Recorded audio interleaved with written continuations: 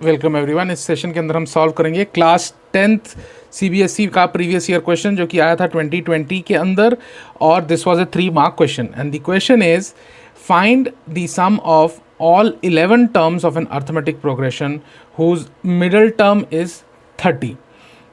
अब 11 टर्म्स का जो अर्थमेटिक प्रोग्रेशन है, this is pretty simple here. अभी हम क्या करेंगे, अब अगर आप लेकर चलें कि किसी भी सीक्वेंस के अंदर 5, 6, 7, 8, 9, 10 है, अगर इसके अंदर हमारे पास टोटली 11 टर्म्स हैं, इसके अंदर 11 टर्म्स हैं हमारी, तो इस केस के अंदर इट इज़ वेरी सिंपल कि सेंट्रल टर्म अगर निकालनी है, मिडिल टर्म निकालनी है, तो 5 टर्म्स इस साइड हैं, 5 टर्म्स इस साइड हैं। तो हमको ये पता है कि जो मिडिल टर्म है that is nothing but the middle term is the six term. But let us see ये n, यहाँ तो सिर्फ 11 वैल्यू थी n की, इसलिए that was very easy to find. अब लेट अस से ये जनरली एक बिगर नंबर होता, 50 होता, 60 होता, 70 होता, तो इस केस के अंदर अगर मैं यहाँ इम्पॉर्टेंट एक चीज़ आपको स्टेट करना चाहूँगा कि अगर आपके एपी के अंदर इवन टर्म्स हैं, अगर आपके एपी के अंदर इवन नंबर ऑफ टर्म्स हैं, तो इन दैट केस जो आपकी मिडिल टर्म रहती है, जो आपकी मिडिल टर्म रहती है, वो 2 मिडिल टर्म्स आएंगी। इस केस के अंदर इवन टर्म्स हैं तो 2 मिडिल टर्म्स आएंगी। एक तो होगी n/2th टर्म और एक होगी n/2 + 1, n/2 + 1, 2 मिडिल टर्म्स रहेंगी इस केस के अंदर। n/2 जैसे अगर 10 टर्म्स होती तो 10 टर्म्स वाले एपी के अंदर इसका जो एग्जाम्पल हुआ वो ये हुआ, जैसे अगर 10 टर्म्स वाला, यहाँ मैं इसका एग्जाम्पल देता हूँ कि अगर n = 10 होता तो उस केस के अंदर जो मिडिल टर्म होती इसकी वो n/2 माने कि 5th टर्म और 6th टर्म, 5th और 6th दोनों टर्म होती। और अब हमने यहाँ बात करी है एपी की जिसके अंदर हमारी ऑड नंबर ऑफ टर्म्स हैं, तो जिस भी एपी के अंदर ऑड नंबर ऑफ टर्म्स रहेंगी उसके अंदर जो मिडिल टर्म है वो एक ही होगी, मिडिल टर्म सिर्फ एक होगी, और वो बहुत सिंपल है निकालनी, n+1 न्यूमरेटर में। ध्यान रहे पहले वाले केस के अंदर जो सेकंड मैंने टर्म बताई थी वो n/2 पहले निकालते हैं फिर +1 करते हैं, इस केस में n+1 / 2 करते हैं। तो ये तो हमारा यही एग्जांपल है कि हमारा 11 टर्म का एपी था, तो 11 + 1 12/2 6th टर्म जो थी वो हमारी मिडिल टर्म थी। तो ये आपको याद रखना चाहिए। अगर एपी छोटा है तो आप कभी भी फिगर आउट कर सकते हैं मिडिल टर्म्स क्या हैं, but other than that you should know कि अगर मेरे पास ऑड नंबर ऑफ टर्म्स हैं तो इट इज़ n+1/2, अगर मेरे पास इवन नंबर ऑफ टर्म्स हैं तो क्या है।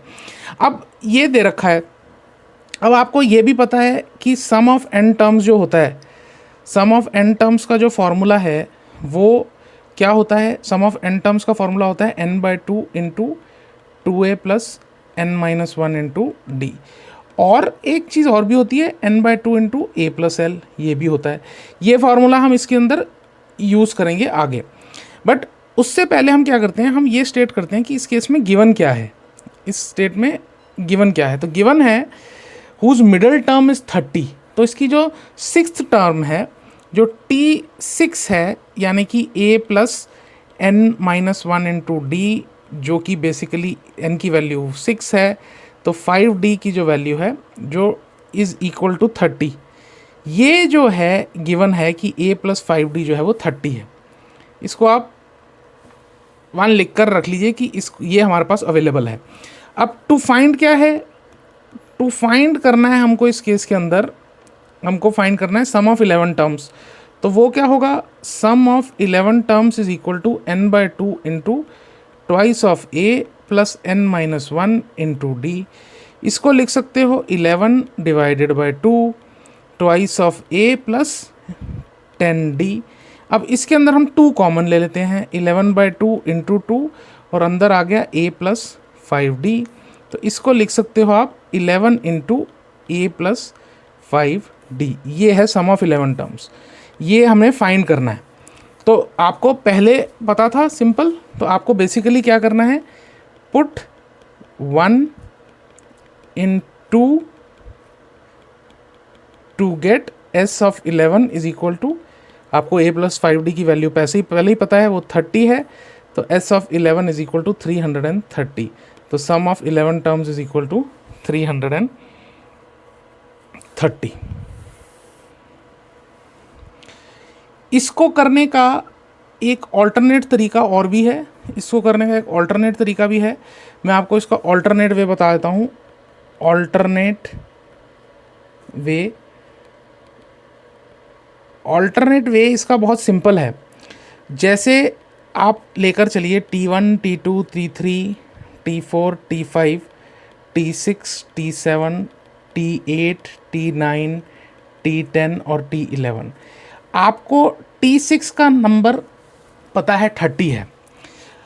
मुझे अर्थमेटिक प्रोग्रेशंस के बारे में एक चीज़ तो अच्छे से पता है कि जो T5 और T7 का सम है वो सेम होता है, T4 और T8 का सम सेम होता है, T3 और T9 का सम सेम होता है।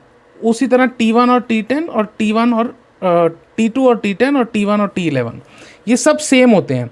तो T1 और T11 का जो सम है दैट इज़ देयर, T2 और T10 का सम है, T3 और T9 का सम है, T4 और T8 का सम है, T5 और T7 का सम है।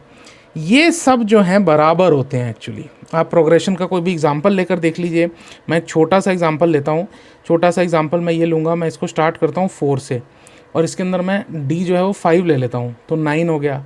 फिर मैं 5 लेता हूँ इसके अंदर तो ये 14 हो गया। फिर मैं 5 ले लूँगा तो ये 19 हो गया और मैं फिर एक बार 5 ले लेता हूँ तो वो 24 हो गया। अब इस केस में आप ये देखो, जो फर्स्ट और लास्ट टर्म है इन दोनों का सम जो है 28 है, सेकंड और सेकंड लास्ट टर्म का सम भी 28 है और बीच वाली टर्म जो है वो इससे हाफ है। तो इससे मुझे क्या पता चलता है, मुझे ये अगर मेरा T6 इस केस के अंदर 30 है तो मुझे क्या पता चलता है कि ये जो सारे कॉम्बिनेशन है, मैंने यहाँ 5 कॉम्बिनेशन लिखे हैं, ये कॉम्बिनेशन इससे डबल होंगे।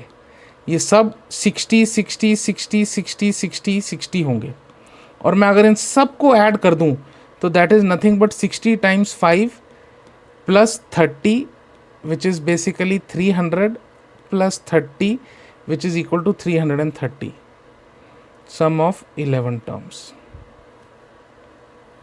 ये मेथड 2 आप एग्ज़ाम में, I think it's very difficult to write it this way, you have to go with method 1, but ये एक alternate way just to understand है कि AP के अंदर फर्स्ट और लास्ट टर्म, सेकंड और सेकंड लास्ट, थर्ड और थर्ड लास्ट, ये सब बराबर होती हैं और ऑड नंबर ऑफ AP हो तो उसके अंदर जो मिडल टर्म रहती है वो half of the sum of first and last term होता है।